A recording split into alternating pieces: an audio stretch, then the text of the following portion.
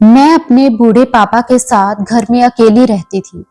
एक रात जब सोते समय मैं घर का दरवाजा बंद करने गई, तो दरवाजे के पीछे एक लड़का बैठा रो रहा था। जब मैंने उसे पूछा कि तुम क्यों रो रहे हो, तो उसने मेरे सामने हाथ जोड़ दिए और मुझसे कहने लगा, प्लीज मेरी जान बचा लो, मेरे पीछे पुलिस पड़ी है। मुझे उस पर दया आ गई, तो मैं उसे घर के अंदर ले आई और अपने कमरे में सुला दिया। सुबह मैंने उसे नाश्ता खिलाया और कहा कि अब तुम चुपचाप यहां से निकल जाओ। अगर पापा ने तुम्हें देख लिया तो क़यामत आ जाएगी। वह बहुत खुश हुआ और चला गया। कुछ देर बाद जब मैं सोने के लिए अपने बिस्तर पर लेटी, तो अचानक मेरी नजर उस लड़के की एक चीज पर पड़ी। जब मैंने उसे गौर से देखा, तो मेरी आंखें फटी रह गईं और आंखों से आंसू बहने लगे। यह मैंने अपने साथ क्या कर लिया? मुझे ऐसा लग रहा था कि अभी के अभी यह जमीन फट जाए और मैं उसमें समा जाऊं, क्योंकि मेरी तो। मनोज, मैं तुम्हें आखिरी बार कह रहा हूं कि अपने आवारा दोस्तों को छोड़ दो, नहीं तो मुझसे बुरा कोई नहीं होगा। अगर अभी भी तुमने मेरी बात नहीं मानी, तो मैं तुम्हें इस घर से बाहर निकाल दूंगा। पापा को मनोज भैया पर गुस्सा आ रहा था, क्योंकि आज भी उनको पड़ोस के एक बूढ़े आदमी ने शिकायत की थी कि मनोज और उसके दोस्त सड़क पर खड़े होकर शरारतें कर रहे हैं, जिससे शरीफ लड़कियों को आने जाने में परेशानी हो रही है। जब पापा ने भैया को बुरा भला सुनाया, तो वह परेशान होकर वहीं खड़े रहे। पापा ने कहा, मनोज, मैंने तुम्हें ये दिन देखने के लिए नहीं पाला है कि तुम अपनी जिंदगी भटकते और आवारा लोगों के साथ बिता दो। कल से तुम मेरी दुकान पर बैठोगे, क्योंकि मेरी बूढ़ी हड्डियों में अब इतनी ताकत नहीं रही कि मैं पूरा दिन कड़ी मेहनत मजदूरी कर सकूं। पापा अपना फैसला सुनाकर जा चुके थे। मनोज भैया मुझसे 5 साल बड़े थे, लेकिन मेरा आदर ऐसे करते थे जैसे मानो मैं उनसे बड़ी हूं। मेरी मां के देहांत के बाद मेरे पापा ने हम दोनों को पाल पोस कर बड़ा किया, और जब मैं बड़ी हो गई तो मैंने घर की पूरी जिम्मेदारी उठा ली। इसी वजह से पापा और मनोज भैया मेरा बहुत सम्मान करते थे। जब मेरे भैया ने मुझसे बात करनी चाही, तो मैंने कहा, भैया एक बात बताओ, अगर मुझे कहीं बाहर जाना हो और रास्ते में बहुत सारे आवारा लड़के मेरा हंसी मजाक बना रहे हों, तो क्या आपको अच्छा लगेगा?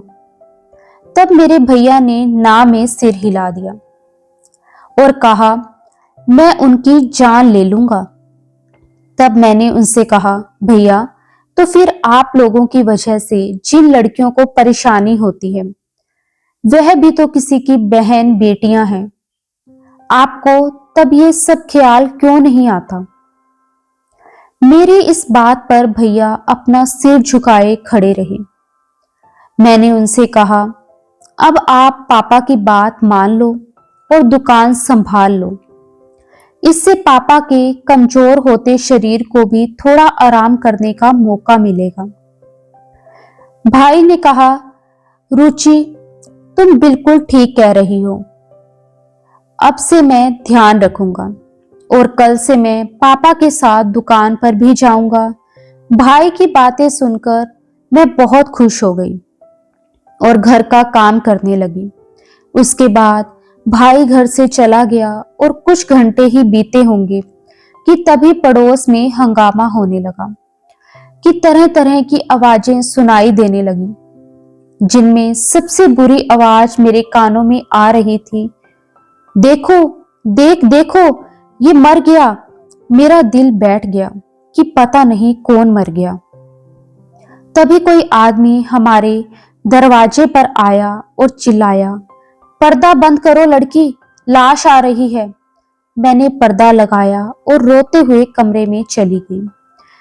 मैं अपने पापा के लिए बहुत दुखी थी और उनसे कह रही थी, पापा आप हमें छोड़कर क्यों चले गए? अभी तो आपके आराम के दिन आए थे। भाई दुकान संभालने को भी तैयार हो गया था। जैसे ही वो लोग शव को छोड़कर बाहर निकले, मैं अपने पापा को देखने के लिए दौड़ पड़ी। लेकिन जब मेरी नजर लाश पर पड़ी तो मेरे ऊपर आसमान गिर पड़ा। मेरे सामने मेरे जवान भाई की लाश पड़ी थी और मैं सदमे में चली गई। मैं सोच भी नहीं सकती थी कि मेरा भाई मनोज हमें इस तरह छोड़कर चला जाएगा। मोहल्ले वाले पापा को सहारा देकर ले आए और पापा बार बार रोते रोते गिर पड़ते। थोड़ी देर में ही मनोज भैया की अर्थी हमारे घर से निकल गई और वे हमेशा के लिए हमें छोड़कर अलविदा कह गए। उनके जाने के बाद हमारे घर में बहुत उदासी छा गई। पापा मुझसे छुप छुप कर सारा सारा दिन रोते रहते थे और मैं प्याज काटने के बहाने रो लिया करती थी ताकि पापा को पता ना चले कि मैं भी रो रही हूँ। जवान बेटे की मौत ने एक पिता की कमर तोड़ दी और वह कुछ ही दिनों में बहुत बूढ़े हो गए थे। एक दिन वह मेरे पास आकर बैठ गए और कहने लगे, रुचि तुम्हें पता है ना कि जिंदगी का कोई भरोसा नहीं है, कब क्या हो जाए। पलक झपकते ही इंसान की मौत हो जाती है। देख बेटा, मनोज के जाने के बाद मैं कितना बूढ़ा हो गया हूँ। उसके जाने से मेरा दिल पूरी तरह पसीज गया है।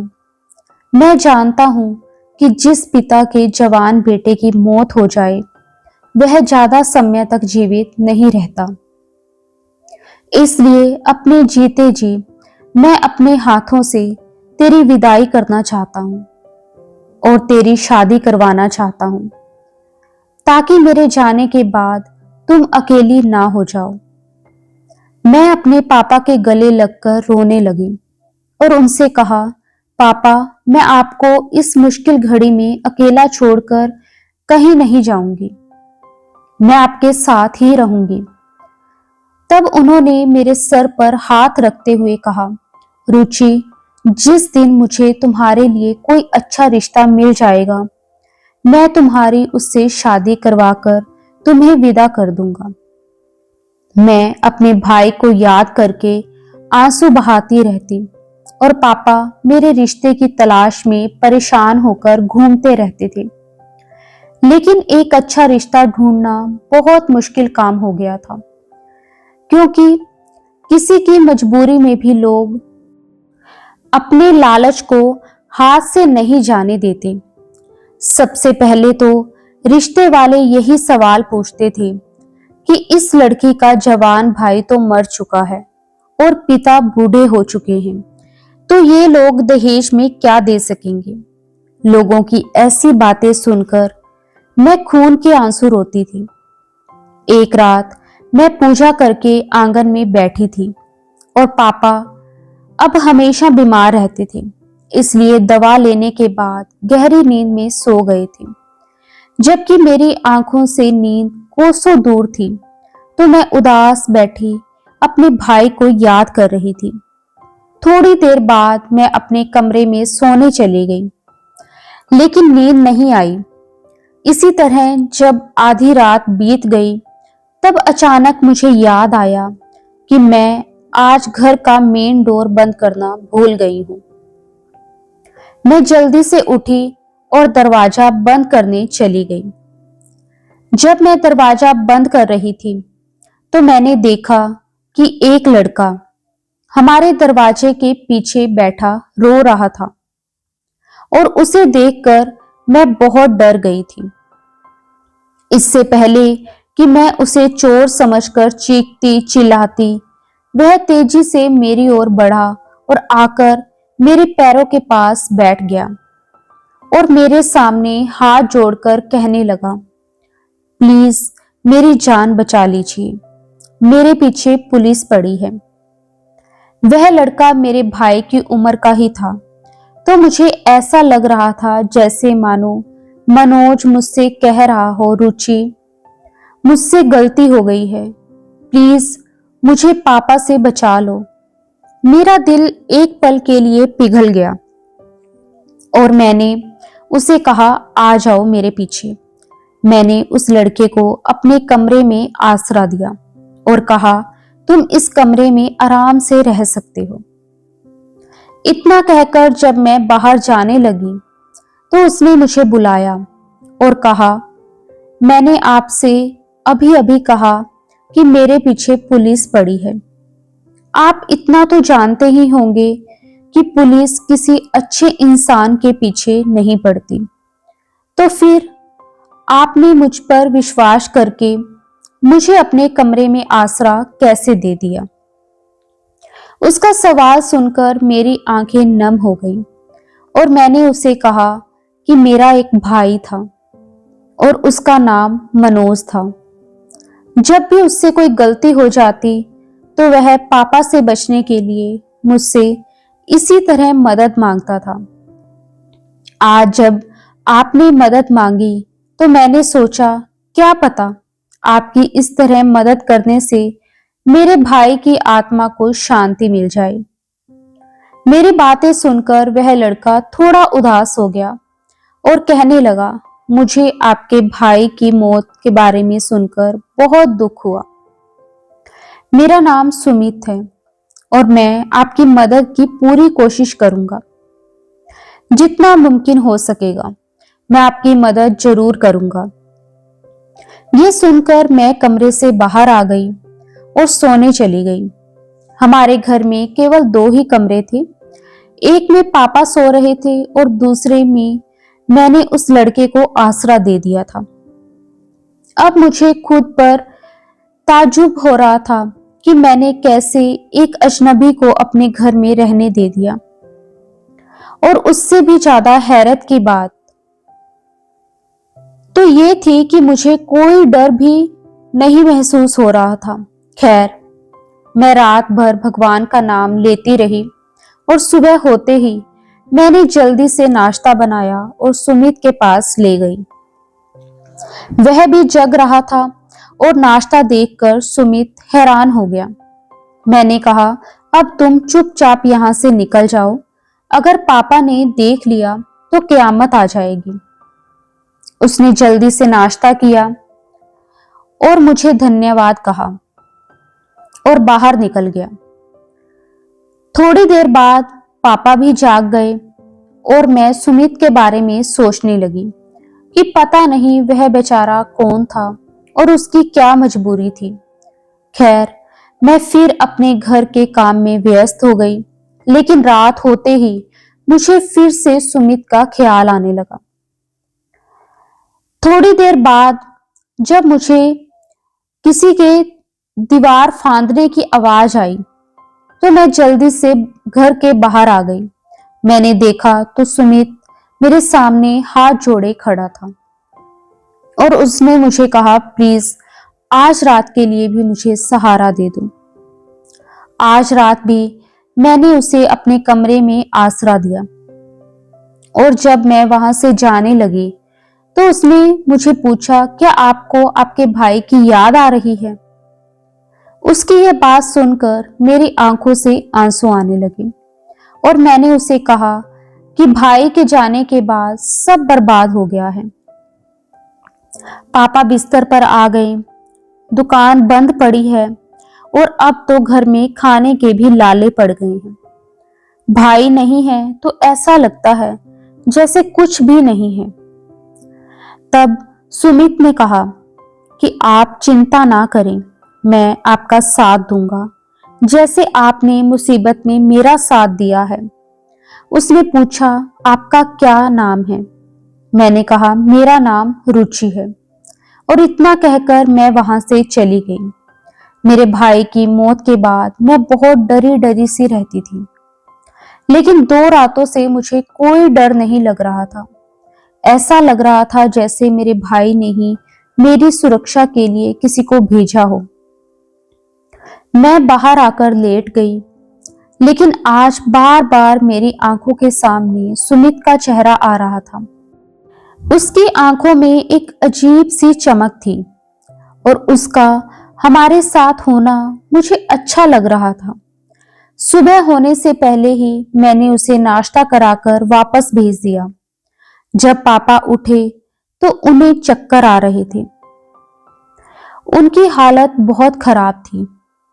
हमें किसी मजबूत इंसान की जरूरत थी, इसलिए मैं रोती रही और भगवान से शिकायत करती रही कि हमारी मुश्किल घड़ी में किसी को तो हमारी मदद के लिए भेज दो। मैं अपने पापा के लिए प्रार्थना कर रही थी कि तभी सुबह के 9 बजे कोई हमारे घर के गेट पर आया।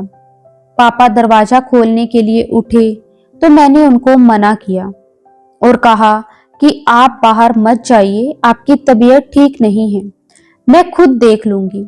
लेकिन पापा बाहर चले गए। थोड़ी देर बाद जब पापा वापस आए तो सुमित को उनके साथ देखकर मैं हैरान रह गई।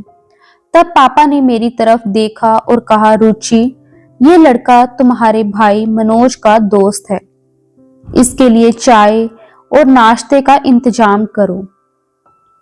मैं जल्दी से चाय बनाने रसोई में चली गई और जब मैं वापस आई तो पापा सुमित से एक सवाल पूछ रहे थे।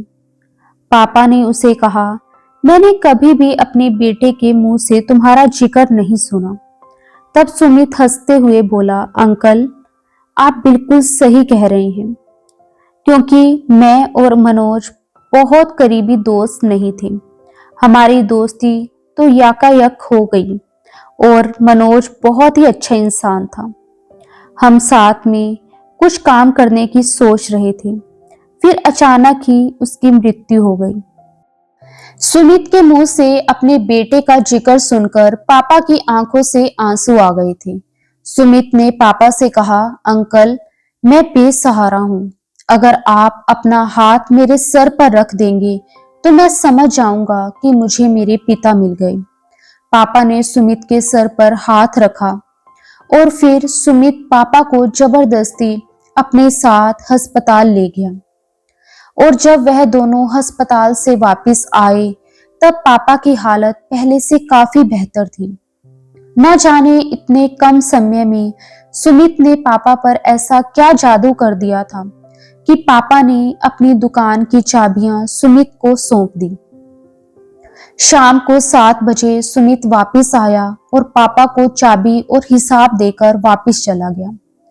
उसके जाने के बाद मेरा दिल उदास हो गया, क्योंकि मुझे पता था कि वह आज रात नहीं आएगा।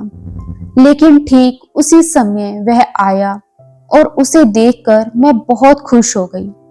मैंने उसे कहा, सुमित, तुम मेरे भाई के दोस्त थे, लेकिन तुमने कभी भी मेरे सामने इसका जिक्र नहीं किया। ऐसा क्यों? सुमित कुछ देर तक चुप रहा और फिर बोला, नहीं रुचि, मैं मनोज का दोस्त नहीं हूं। मैंने तो सिर्फ तुम्हारे मुंह से ही उसका जिक्र सुना था। दरअसल बात यह है कि मैंने तुमसे वादा किया था कि मैं तुम्हारा साथ दूंगा, इसलिए मैंने तुम्हारे पापा के सामने झूठ बोला। सुमित, आज मुझे आपकी बजाय तुम कह रहा था और उसका इस तरह बात करना मुझे बहुत अच्छा लग रहा था, क्योंकि आज उसकी बातों में मुझे अपनापन सा महसूस हो रहा था। सुमित से कुछ देर बातें करने के बाद मैं सोने चली गई। अगले दिन सुमित फिर से आकर पापा के पास बैठ गया और उनकी देखभाल करने लगा। वह आज भी पूरा दिन दुकान पर बैठा रहा और जब चाबी देने वापस आया तो पापा ने उसे खाने के लिए रोक लिया। पापा ने दुकान के हिसाब किताब में से कुछ पैसे निकाले और सुमित के हाथों में रख दिए। पापा ने कहा, बेटा, ये पैसे रख लो। मुझे नहीं पता कि तुम कहां से आए हो, पर तुम्हारी ईमानदारी देखकर मेरा तो मन करता है कि तुम्हें अपने घर में रख लूं। लेकिन बेटा, मेरे घर में एक जवान बेटी है। अगर तुम यहाँ रहोगे तो लोग तरह तरह की बातें करेंगे। तब सुमित ने पापा से एक ऐसी बात कही जिसे सुनकर तो मैं हैरान रह गई। उसने कहा, अंकल, मुझे पता है कि आप रुचि की शादी को लेकर चिंतित हैं। अगर मैं ये कहूं कि मैं रुचि से शादी करना चाहता हूं, तो आपका क्या जवाब होगा? तब पापा की आंखों में आंसू आ गए और उन्होंने कहा कि इससे बेहतर क्या हो सकता है। पापा की हाँ सुनते ही मैं वहां से उठकर अपने कमरे में चली गई। अगले ही दिन सुमित मुझे मंदिर ले गया और साथ में पापा और पापा के कुछ जान पहचान वाले भी आए थे। बहुत ही सादगी से हमारी शादी हुई, लेकिन मैं इस शादी से बहुत खुश थी। इतनी खुश कि मेरा मन तो आसमान में उड़ रहा था। मैंने अपना कमरा अपने हाथों से सजाया था, जहां हमने अपनी शादीशुदा जिंदगी की शुरुआत की थी। सुमित ना केवल एक अच्छा पति साबित हुआ, बल्कि वह एक बहुत अच्छा दामाद भी था। वह पापा का बहुत ख्याल रखता था और मुझे तो उसने अपनी पलकों पर बिठा कर रखा था। मेरे साथ ऐसा बर्ताव करता था जैसे कि मैं उसकी माशूका हूं।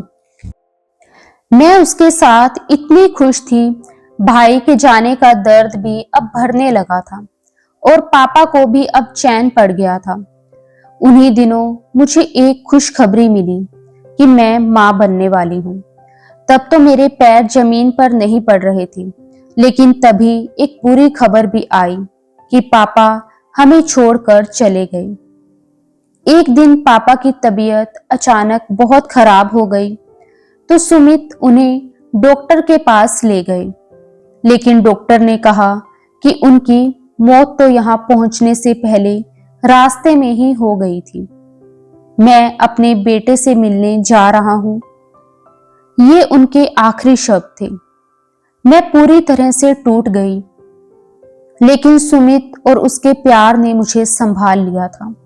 मैं अक्सर सोच में पड़ जाती कि मुझ में ऐसा क्या है जो मेरे पति मुझसे इतना प्यार करते हैं।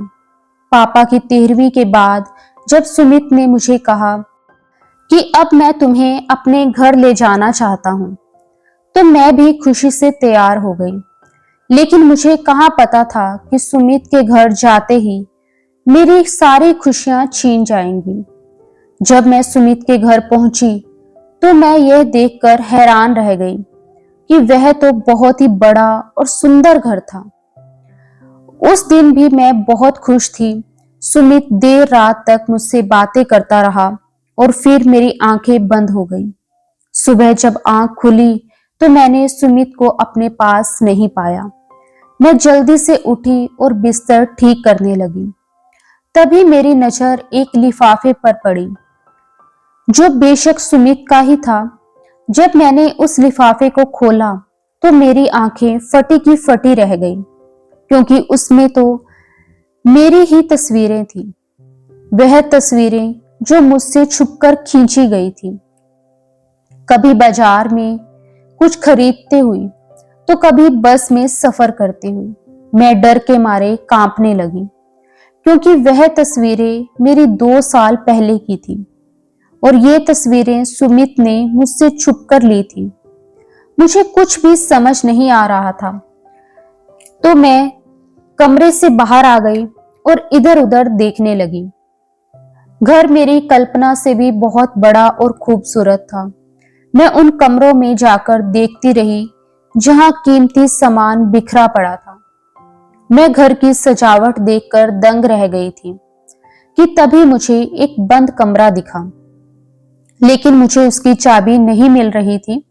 मुझे लगा कि मुझे किसी भी तरह वह कमरा खोलना चाहिए, इसलिए मैं इधर उधर उस कमरे की चाबी ढूंढती रही। आखिरकार बहुत कोशिशों के बाद मुझे उस कमरे की चाबी अलमारी से ही मिल गई।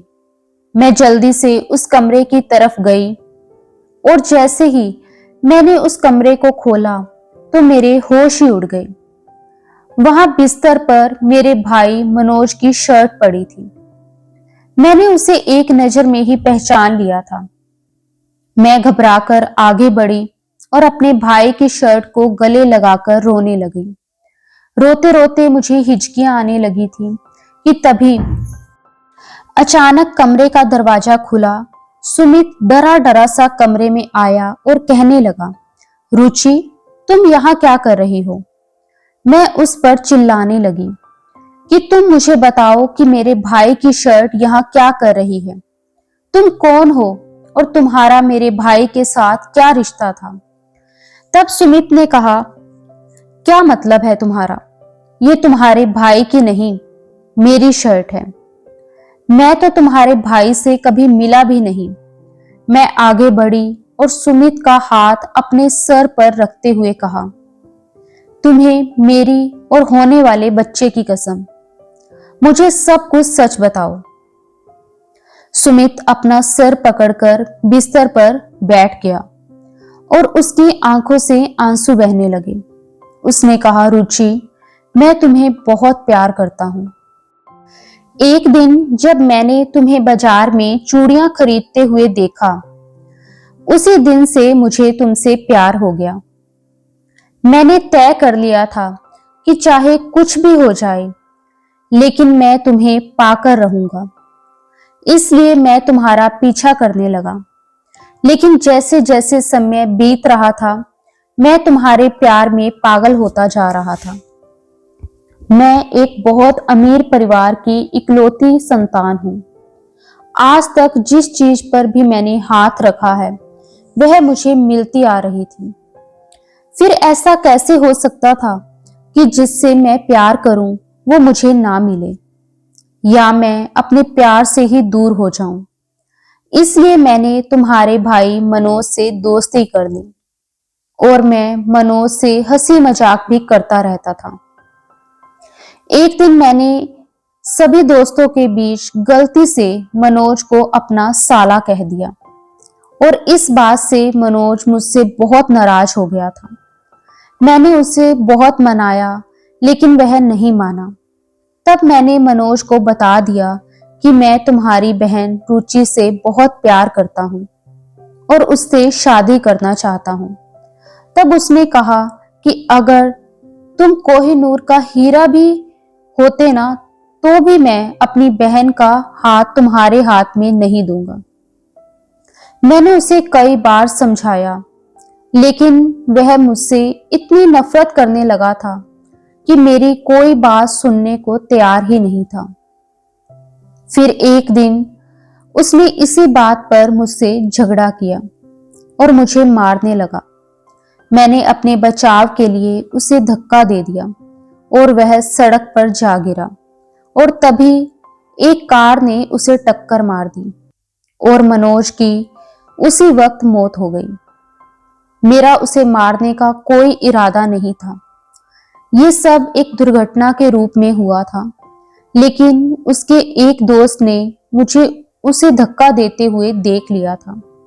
इसलिए उसने मेरे खिलाफ पुलिस स्टेशन में केस दर्ज कराया कि मैंने उसे मार डाला। पुलिस मेरी तलाश कर रही थी, लेकिन मेरे पिता बहुत पहुंचे हुए व्यक्ति थे। इसलिए पुलिस छापा मारने से पहले मुझे चेतावनी दे देती थी और उन रातों को मैं तुम्हारे घर आ जाता था, क्योंकि ये तो जाहिर सी बात है कि जिस घर में मौत होती है उसके घर पर पुलिस का छापा नहीं पड़ता। और फिर तुमने मुझे अपने घर में सहारा भी दिया, लेकिन अगर पुलिस ने मुझे पकड़ भी लिया होता तो मुझे सजा नहीं दे पाती। मैं जोर जोर से रोने लगी, खुद को चोट पहुंचाने लगी कि मैंने अपने भाई के कातिल को क्यों सहारा दिया। सुमित तेजी से मेरी ओर आगे बढ़ा और बोला, रुचि, तुम खुद को नहीं मारो, तुम्हारी कोख में हमारा बच्चा भी है। मेरा यकीन मानो रुचि, मेरा उसे मारने का कोई इरादा नहीं था। अगर तुम्हें या हमारे बच्चे को कुछ हो गया तो मैं मर जाऊंगा। रुचि, मैं तुम्हारे बिना कुछ भी नहीं हूं। मुझे उस गुनाह की इतनी बड़ी सजा मत दो जो मैंने किया ही नहीं। फिर मैंने उसे गुस्से से कहा, कि मैं कुछ समय अकेला रहना चाहती हूँ। तुम थोड़ी देर के लिए कमरे से बाहर चले जाओ। वह नहीं जाना चाहता था क्योंकि उसे डर था कि कहीं मैं खुद को चोट ना पहुंचा लूं। लेकिन मैंने उसे धक्का देकर कमरे से बाहर निकाल दिया। अब मेरे लिए सबसे बड़ी परेशानी ये थी कि मैं ये कैसे बर्दाश्त कर सकती थी कि मेरे भाई का हत्यारा मेरा पति बन गया था और वह हत्यारा मेरे होने वाले बच्चे का पिता भी था। मैं उसे कड़ी सजा दिलाना चाहती थी, लेकिन उसने खुद ही कहा था कि पुलिस उसका कुछ नहीं बिगाड़ सकती। मेरा पति ही मेरे भाई का कातिल है और उसे सहारा देकर मैं अपने आप को भी गुनाहगार समझने लगी थी। ये सब मेरे दिमाग पर इतना अधिक असर कर गया कि मैं डिप्रेशन का शिकार हो गई। मुझे अपनी तो कोई परवाह नहीं थी, लेकिन मुझे मेरे बच्चे की फिक्र होने लगी थी कि इन सब में उसे कुछ हो ना जाए। इसलिए मैंने एक फैसला किया और अगले दिन मैं एक साइकोलॉजिस्ट के पास अपनी समस्या लेकर चली गई।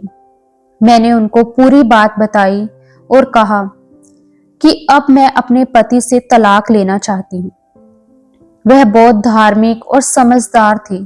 पूरी बात सुनने के बाद उन्होंने मुझसे कहा, बेटा, तुम्हारे पति ने तो तुम्हारे भाई को सिर्फ धक्का ही दिया था और तुम्हारे भाई की मौत तो कार की टक्कर से हुई है। इसमें तुम्हारे पति का उसे मारने का कोई इरादा नहीं था और तुम्हारे कई अनुसार तुम्हारा पति कई बार तुमसे इन सब की माफी भी मांग चुका है। तो बेहतर होगा कि तुम उसे माफ कर दो और अब इस पूरे मामले को भगवान पर छोड़ दो। क्षमा करने वाले व्यक्ति भगवान को सबसे अधिक पसंद होते हैं। उस व्यक्ति ने मेरे दिल को पिघला दिया। मैं पत्थर जैसी गई थी और मोम बनकर वापस आ गई। अब मैंने इस बात को भगवान पर छोड़ दिया। शाम को जब सुमित घर वापस आया तो वह एक बार फिर मेरे पैरों के पास बैठ गया और माफी मांगते हुए बोला, मेरा यकीन करो रुचि, तुम्हारे भाई की मौत एक दुर्घटना थी। मैंने उसे नहीं मारा।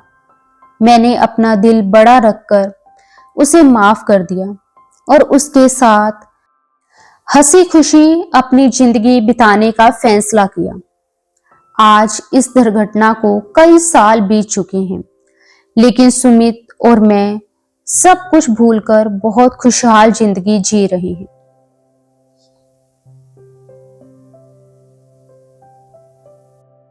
जय श्री राम दोस्तों, उम्मीद करती हूँ कि आपको हमारी कहानी पसंद आई होगी। कहानी अच्छी लगी हो तो वीडियो को एक लाइक जरूर करें और अगर आप चैनल पर नए हैं और अभी तक आपने चैनल को सब्सक्राइब नहीं किया है तो जल्द ही चैनल को सब्सक्राइब कर लीजिए और बेल नोटिफिकेशन को भी ऑन कर लीजिए ताकि आपको हमारी कहानी का अपडेट सबसे पहले मिलता रहे। कहानी को अंत तक पढ़ने के लिए आपका बहुत बहुत धन्यवाद। राधे राधे दोस्तों।